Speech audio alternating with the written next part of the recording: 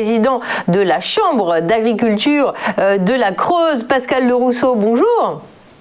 Bonjour. Merci d'être avec nous. Alors, petite présentation, qu'est-ce que ça représente l'agriculture dans la Creuse? Combien d'exploitations? Est-ce que vous pouvez nous faire un petit instantané, si vous le voulez bien? Oui, alors le département de la Creuse est un petit département où il y a 120 000 habitants.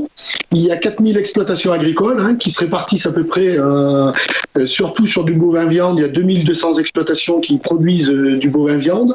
Ensuite, quelques exploitations laitières qui sont avec des vaches laitières et des chèvres. Et nous avons également un peu de diversification, des gens qui font un peu de céréales, un peu de porc, un peu de volaille, un peu de maraîchage. Un petit peu toutes ces choses-là, mais la principale source de revenus, c'est les bovins viande. Alors, comment se portent les agriculteurs que vous représentez? La situation est difficile pour tout le monde, hein. Alors la situation est compliquée depuis déjà un certain nombre d'années en élevage, surtout en bovin viande, puisque bon, nous avons des cours qui ne progressent pas. Malheureusement, il y a une loi qui a été votée, la loi Egalim, qui devait permettre. On continue, oui.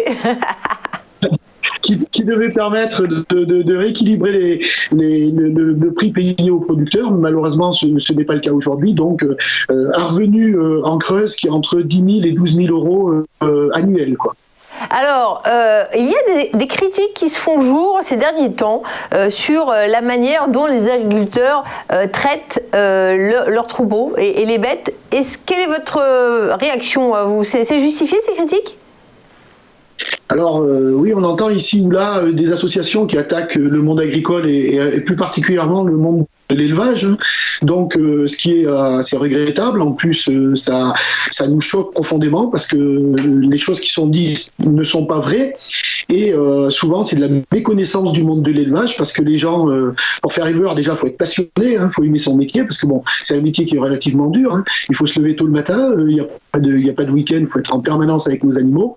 Et s'ils connaissaient un peu mieux le monde de l'élevage, ils auraient une autre vue sur la réalité de ce qui se passe dans les exploitations agricoles. Parce qu'en plus, dans votre région, c'est là qu'il y a le plateau des 1000 vaches, donc il peut y avoir des grandes structures. Pour autant, dans quelle mesure le bien-être animal est pris en compte ? Alors de toute façon, déjà moi j'exploite sur le plateau de 1000 vaches dans le sud de la Creuse. Alors déjà on a des paysages qui sont remarquables, on a une densité de population qui est très peu élevée, donc nous avons des grands espaces. Les animaux sont conduits pratiquement en plein air toute l'année, sauf en période de froid ou de neige où ils sont rentrés dans les bâtiments. Et ils sont libres d'aller pâturer dans les prés. Ils ont des arbres pour les abriter de l'ombre, de la pluie. Ils ont une qualité de vie que, à mon avis, beaucoup de Parisiens envieraient peut-être, parce que je pense que les conditions dans le métro ou à certains endroits ne sont pas aussi favorables. Et voilà. Il y a pas mal de personnes qui quittent la ville pour aller au vert, donc vous les voyez arriver d'ailleurs. Oui, et j'invite les gens à venir chez nous en vacances se ressourcer ou acheter des maisons de résidence secondaire.